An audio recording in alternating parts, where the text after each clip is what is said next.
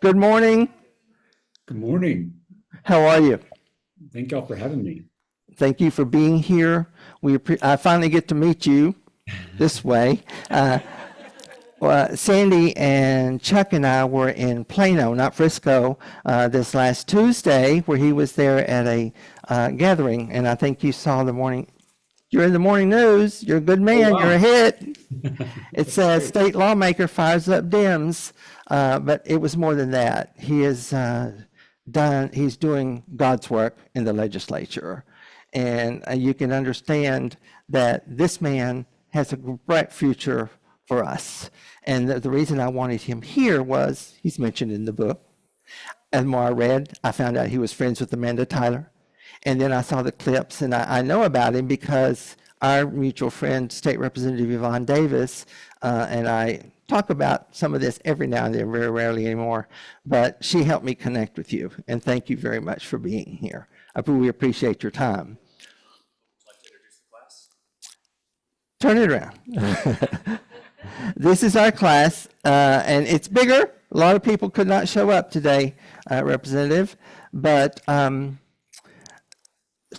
like I told them, it's summer, and people have lots of things to do besides draw maps, right?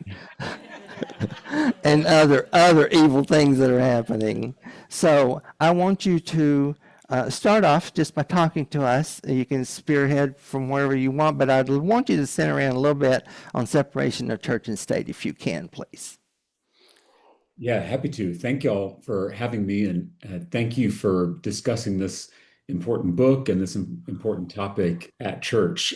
There's a lot of this discussion happening at state capitals, at the national capital, but really we need to be having this conversation within our churches, within our faith communities, because in my opinion, that's where this problem really starts, is not enough of our churches are talking about the importance of the separation of church and state and how it doesn't just protect the state, but it protects the church. And I'm really glad, Jose, that you went through some of that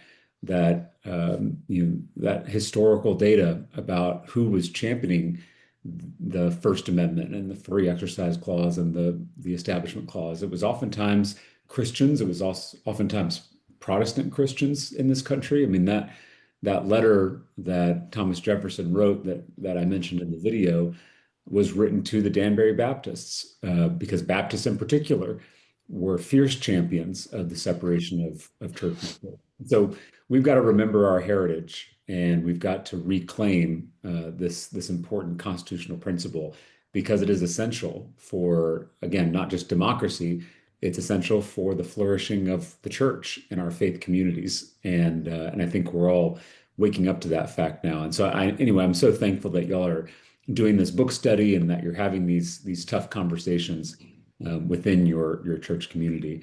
So I just wanted to tell you a little bit about my background, a little bit about the work I'm doing, and then if we have some time, Jose would love to open it up for some questions. So, my granddad was a Baptist preacher in South Texas, in Laredo. I grew up at St. Andrew's Presbyterian Church in Round Rock, right outside of Austin. I've been going to that church since I was 2 years old when I was baptized, and I'm now a seminary student. I'm attending Austin Presbyterian Theological Seminary here in Austin, studying to become a minister myself one day, just like my granddad. So my faith means everything to me. It's why I'm in politics. It's why I'm in public service. It's why I was a public school teacher, why I'm a legislator. My faith underpins all of that work. And, I never really thought I would talk about it explicitly as much as I have, but because these bills keep coming up, I feel like I have a duty as a Christian to speak out against them, speak out against this perversion of our faith and the subversion of our democracy. So I'm a Christian. I'm also a legislator, and the my granddad gave me this understanding when I was real little. He said that we follow a barefoot rabbi who gave us two commandments: love God and love neighbor. Of course, he was referencing the greatest commandment from Jesus. And to him and to me, that means that Christianity is both spiritual, the loving God part, and political, the loving your neighbor part, because politics is kind of a scary word, but at its core, at its most fundamental level, it's really just how we treat our neighbors, how we treat one another. That's what politics is. And so we as Christians, in a lot of ways, are called to be political, not necessarily be partisan. And I want to clarify the difference between those two things in a second. But we are called to engage in our communities, engage in our neighborhoods, and therefore to engage in politics in some way. So, as a legislator, I've passed bills to lower the cost of prescription drugs, expand access to childcare, reform our justice system, fund our neighborhood public schools. In other words, through public policy, I'm trying to make life just a little easier for my neighbors. But loving thy neighbor in the Texas legislature is not easy, as I'm sure you can imagine. And when things get difficult, I fall back on my faith. And in my second term, I made the decision to go to seminary. And so, as a seminarian and a lawmaker, I'm just starting to understand how these two commandments that Jesus gave us to love God and to love neighbor, how they relate to one another, how they sustain and challenge and enrich each other in inner life and in outer life. You need both, is what I'm really starting to understand. And I was sitting at this intersection of religion and politics when Christian nationalism reared its ugly head at the state capitol, a bill to force every teacher to put up a poster of the Ten Commandments in their classrooms against their wills. That was the video you saw earlier. A bill to replace school counselors with untrained, unqualified, unsupervised religious chaplains. A bill to teach Christian Bible stories as historical fact to our youngest students through a state curriculum. And then most recently, a bill to defund our neighborhood public schools to subsidize private Christian schools. This is Christian nationalism, and Texas is at the epicenter of it. And and so now we're all kind of asking the same urgent question, and that is, what is the relationship between church and state, between religion and politics? I think the future of democracy, and more importantly, the future of Christianity, depend on our answers to those very important questions. Uh, when I first got elected on my first day in office, I put my hand on our family Bible and I swore an oath to the Constitution, not the other way around. And I'm a Christian, but I know that theocracy is the most dangerous form of government because the only thing worse than a tyrant is a tyrant who thinks they're on a mission from God. My faith in Jesus leads me to reject Christian nationalism and commit myself to the project of a multiracial, multicultural democracy where we can all freely love God and fully love our neighbors. I put my hand on the Bible because, as I mentioned, my faith is my foundation. My politics grows out of my faith. And that's a really important relationship that we have to get right.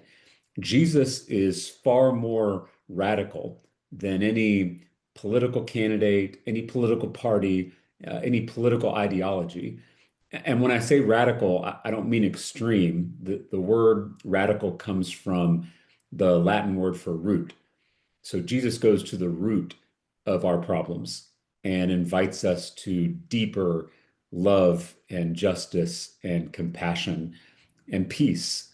Um, Jesus should challenge our certainties, whether you're a Democrat or a Republican, a a conservative or a progressive, a libertarian or a socialist, whatever you are, Jesus and Christianity should be challenging your assumptions about the world and your certainties about the world. And I feel like that is very different from what we're seeing in a lot of our churches, where people are putting their politics or their partisanship ahead of their faith. So in my opinion, we're getting the order of operations wrong, because faith should be first, and then your politics should come out of that, rather than having your politics be first and then your faith or your religion coming out of that, which is, unfortunately what we've seen a lot of in this country over the last, 40, 50 years, with the rise of the religious right. Uh, I was taught at my church when I was growing up that faith isn't about right versus left, it's about right versus wrong. It's something a lot deeper than partisanship. I mean, my pastor, Dr. Jim Rigby, when I was growing up, he told us that our love for God and our love for neighbor requires a commitment to justice. And that commitment led him to criticize President George W. Bush for the invasion of Iraq when I was in middle school. It also led him to criticize President Barack Obama for drone strikes and mass deportations. So he did not pick a political party. He was called by his faith in Jesus to critique both political parties, because there are problems in both. And so to associate Christianity with one party does such violence to our scriptures, to our faith, and to the role of the church in our society, because the church has to be the one calling out the people in power. It has to be the ones calling out all of us to change and repent and to live lives that are more just and whole and faithful. The Greek word for church means to be called out or to call out. And you can't do that when the church is too cozy with political power, but too cozy with politicians, or a long time ago with the emperor, with kings. That historically has gotten our church into a lot of trouble. So religion should never be partisan, but religion, as I mentioned earlier, is by definition always political. Again, these two terms are it's so important to get the difference right. Partisanship is aligning yourself with one party. Politics, again, is just, how do we relate to one another in a democracy, in a community? The second one is what Christians should absolutely be engaged in. We're supposed to be out there feeding the hungry and healing the sick and challenging the powerful and standing up for the poor and the oppressed. That is, and welcoming the stranger. I mean, these are core tenets to our faith, right? Thinking of Matthew 25, that is how we will be judged, is how we treat the least among us. So, please do not think that I'm advocating for us to just stay in our sanctuaries and pray and never get involved or be active in the community. That's the opposite of what I'm saying. What I'm trying to communicate is that we Christians shouldn't be aligning ourselves with these parties, because they are in some ways superficial, or they are transitory. They're changing over time. They won't be here in the long run. The Democratic and Republican parties have changed a lot just over the last 100 years. They'll continue to change, and they're both flawed, and they are both human categories, human endeavors. We shouldn't be trying to fit our faith into these small human buckets, these human categories. It's that relationship needs to be the opposite. And the reason that I'm arguing that we should be political is because Jesus was political. The Roman Empire didn't crucify Jesus for being a nice guy. They crucified Jesus for being a threat to the wealthy and the powerful. Crucifixion in the Roman Empire was the punishment for rebels. So it's important that we remember that deep political meaning to the crucifixion. Oftentimes, we as Christians, I think, over spiritualize the crucifixion, rather than understanding it as an execution by the state of someone who was challenging those in power, those who had social power. Remember, oftentimes Jesus's conflicts were with the church of his day, with the religious authorities of his day. Jesus is always getting in trouble with the church leaders at his time. Um, he was also challenging economic power, the rich and the wealthy, who were depriving people of their basic needs. And then, of course, he challenged political power and talked directly about the emperor and went to Jerusalem, the seat of political power. And his procession into Jerusalem was a critique of the powerful and those who had political power. So, that conflict that he provoked was essential to his life and his ministry and ultimately his death and his resurrection. Um, so for us today, anytime a government or a corporation or a church is tyrannical and oppressive, it is in conflict with Jesus. And we Christians are called to critique those oppressive systems. That is Christianity at its best. Christians were the ones who challenged the feudal system. We're the ones who challenged Jim Crow. We're the ones who challenged slavery. That is our legacy. It's to demolish systems of domination. But Christianity at its worst has been complicit with those in power, either loudly or with our silence. When we say that we're non-political, we are siding with the powerful. We are protecting the status quo. There is no such thing as being neutral or being non-political. If you refuse to speak out about injustice, you are siding with those who are committing that injustice. I remember when I was younger that everyone had those bracelets that said, "What would Jesus do?" And I think we should ask ourselves that question. What would Jesus do about a tax system that benefits the rich over the poor? What would Jesus do about a healthcare system that forces the sick to start GoFundMe pages to afford life-saving surgeries? What would Jesus do about an economic system that values profit over the health of our planet and the health of our people? Those are the questions we should be asking ourselves as Christians. And based on my reading of the Gospels, I don't think Jesus would just stay in his room and pray. I think he would walk into the seat of power and flip over the tables of injustice. We Christians are called to do more than charity. We are called to challenge the systems that make charity necessary. And I oftentimes see that this Christian activism can be confused with Christian nationalism. But Christian activism, if it's rooted in the teachings of Jesus, should lead us to love our neighbors as ourselves. Christian nationalism is dominating our neighbors and elevating our faith tradition over all the others. If you look at the story of the Good Samaritan, one of my favorite parables that Jesus gives, the hero of that story is the Samaritan. We oftentimes now think of that as just another word for helping someone on the side of the road, but the Samaritans in Jesus' time, they were a different religion, and they were also the enemies of the Jewish people. They were heretics in the eyes of the Jews. And so for the hero of the story to be the heretic, for salvation to come from the heretic, I think that's such an important reminder that we have a lot to learn from our brothers and sisters from other religious traditions, from Muslims and Jews and Hindus and Sikhs and even atheists and humanists. This religious pluralism you can find in the Gospels, because oftentimes Jesus's heroes are from different faith backgrounds or from no faith background at all.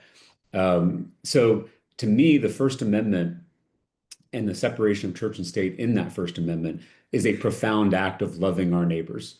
America is not a Christian nation.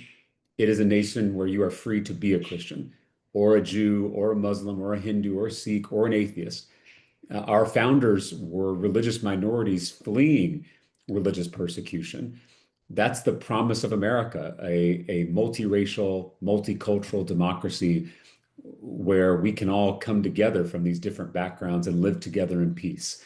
obviously we are still struggling to fulfill that promise today, but that is the dream of this country, and the separation of church and state is essential for that. So I believe that democracy, pluralistic, constitutional democracy should be a Christian value. If we're going to save this American experiment, we have to have a Christian commitment to democracy. And we don't have that right now in a lot of churches. We have Christians working against democracy. We have Christian nationalists who are trying to undermine our elections, who are trying to steal our basic foundational freedoms, who are trying to erode the separation of church and state, and I think that is a threat to the American experiment. And so again, that's why I'm so thankful y'all are having these conversations in the church, because that's where this is going to start. We have to cultivate that Christian commitment to democracy if this American experiment is going to survive. And I think y'all are at the forefront of that. So just wanted to thank you. And again, I'm honored to be here. And I hope I get to come in person next time I'm in Dallas. Things have been a little crazy with the special session, but I would love to visit in person next time I'm there. So thank you again for having me. It's a true honor, and I'm looking forward to doing this work with all of you going forward into the future. Thank you.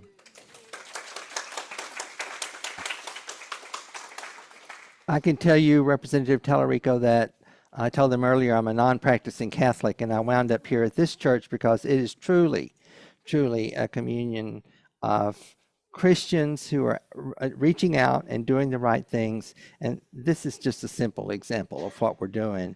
And I think we're laying the groundwork here today to do something bigger in terms of this issue and what you have to handle as a policymaker.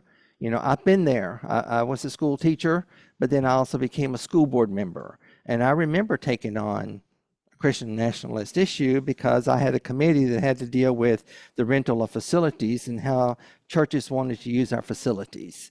And then they started encroaching upon our students. And so that became a real big issue. But right now, King of Glory has wonderful people who are interested. They're here. Many of them are online. But it is time for them to ask you questions, okay? Let me turn it around. And just tell me your name so I can know who's asking the question. My name's Brian Dungan. I'm Brian. I have two related questions.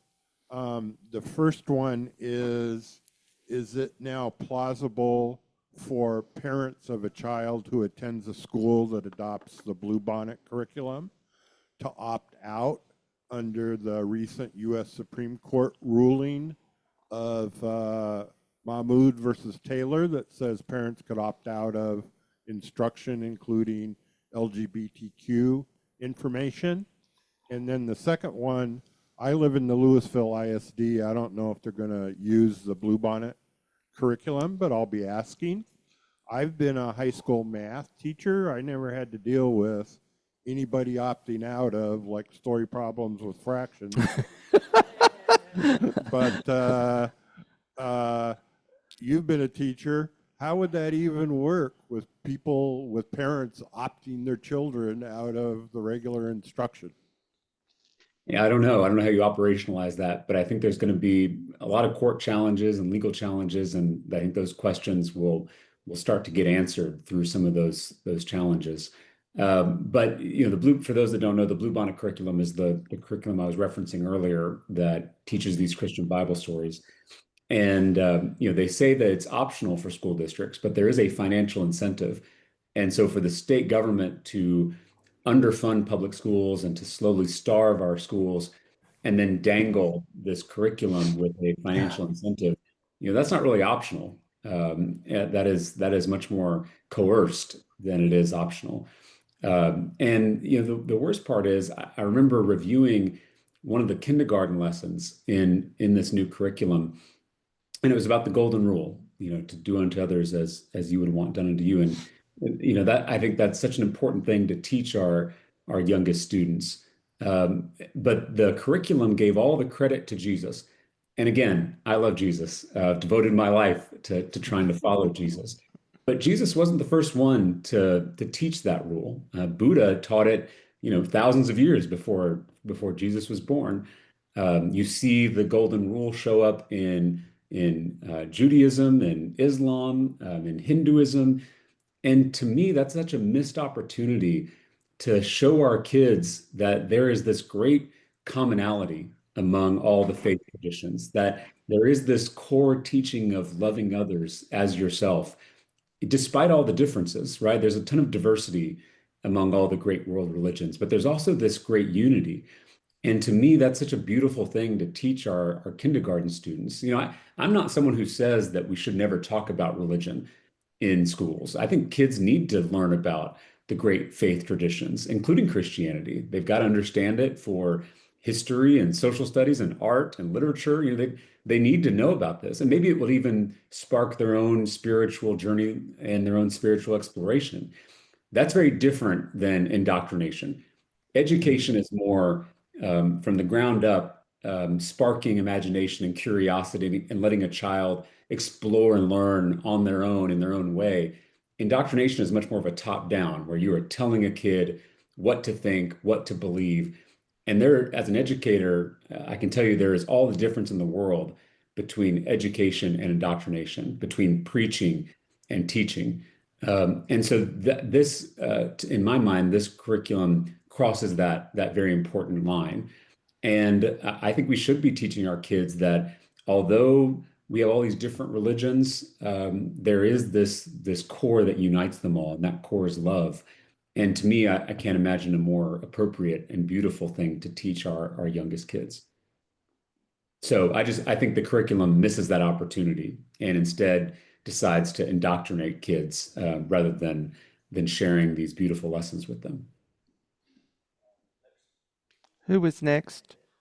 Okay.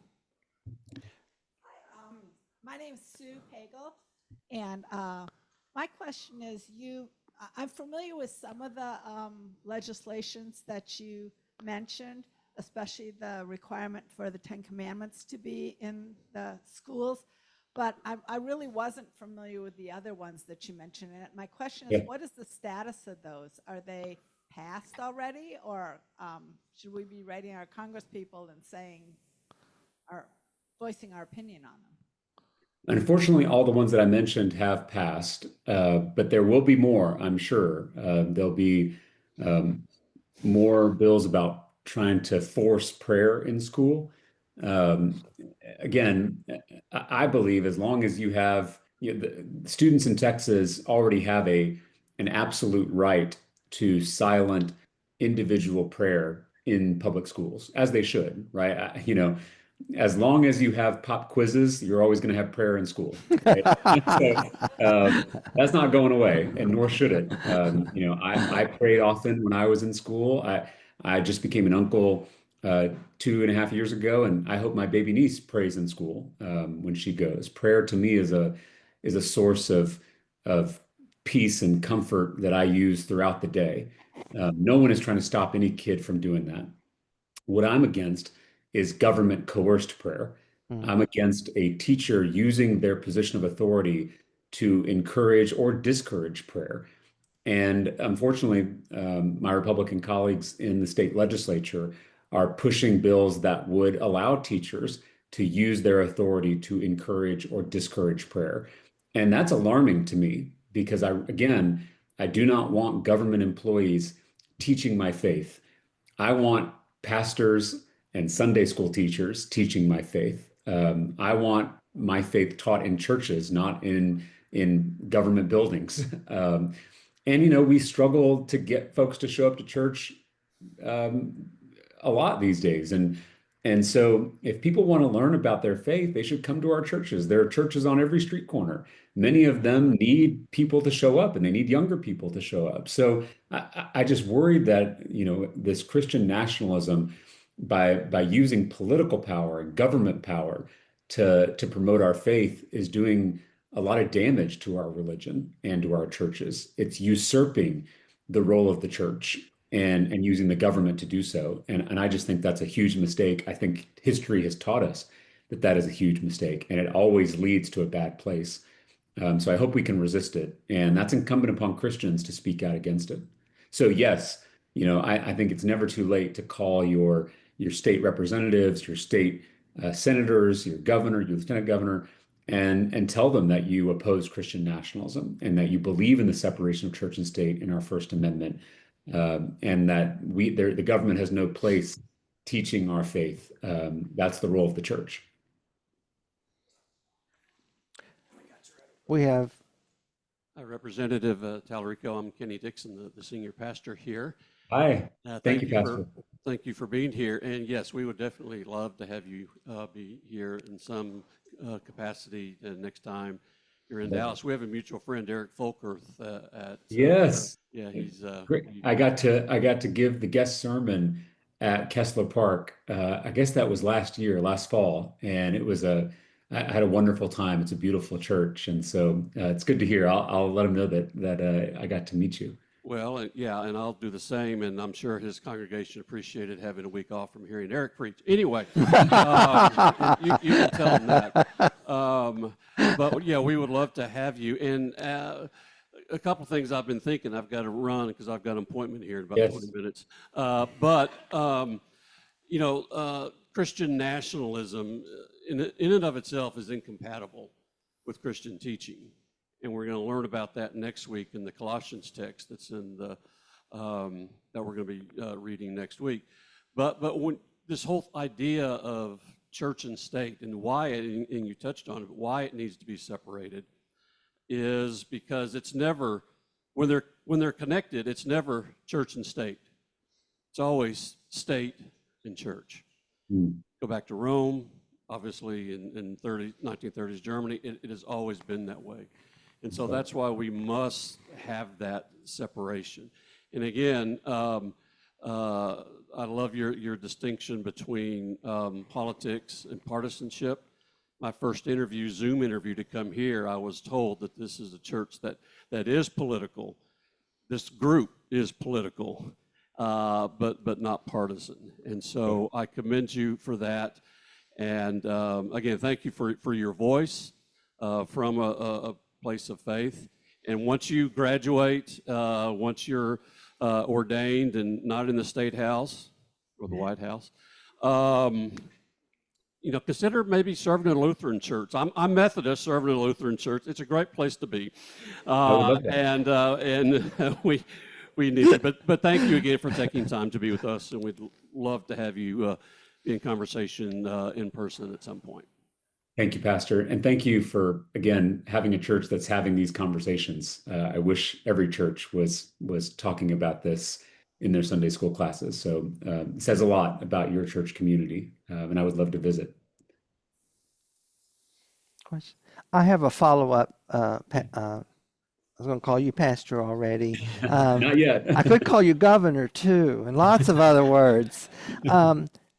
Update on the Ten Commandments issue, because is it not right? Louisiana passed it and then it was ruled unconstitutional. And so what does Texas do but adopt it? So Arkansas, Texas, and Louisiana are in the Fifth Circuit, right? So where is it? So it's been passed by the legislature. There are court challenges. So, I would expect there may be an injunction of some kind. But I think the goal of this bill is to provoke a Supreme Court challenge. I think the author of the bill always had that goal in mind. They knew they were going to get challenged in court, and their goal is to take it all the way to the Supreme Court. So we're probably not, we're not done with the story yet, and we've got a lot more steps to go. And I do think it will probably end up in the highest court at some point. So it's something that we've got to monitor. It's a fluid situation. But again, if we as Christians feel like we have to force people to put up a poster, that means that we have a real problem in our faith, because instead of living out the love of Jesus and leading by example, we are leading by mandate. We are using the power of the state to force people to put up a piece of paper. And that just, to me, that means that we have a dead religion, if that's what we have to do. I don't believe that our religion is dead. I believe everywhere I go in churches like y'all's, I see such energy and beauty and love. And And so to reduce that to micromanaging what posters are put up in a classroom, it just does such a disservice to my faith and our faith that we share. So I'm looking forward to the legal challenges, and I'm looking forward to having Christians and believers across the state start to rise up and speak out against this perversion of our faith. I do think you are seeing the beginning of that across Texas. And it's not just progressive Christians. I've had so many conservative Christians reach out to me and say that they are absolutely opposed to this kind of Christian nationalism, just like your pastor articulated. They understand the danger of it. So this is something we can build, bridges across partisan divides, I think, within the church, and start to come together in opposition to some of these policies. Anyone else have a question? Okay. He said, Mr. Johnson said, thank you, Representative. Thank you very much for your time. We appreciate it very much. Thank you all. Thank you. I look forward to seeing you soon. Thank you. And you guys were wonderful. Thank you for showing up. And thank you for giving me that opportunity to introduce you to, hopefully, the next governor. I'm very serious, because I'm a news junkie and I've been reading, and he's already told someone he's not ready to do Senate. He's not interested in Senate. But I can tell you that he's taking his swipes big time at the governor, and I think we all should. But he is somebody that I think we need to keep an eye on, and because there are others like him who he's pushing to bring up behind him. So thank you again. Thank you for your indulgence. Let's go to church. Yeah.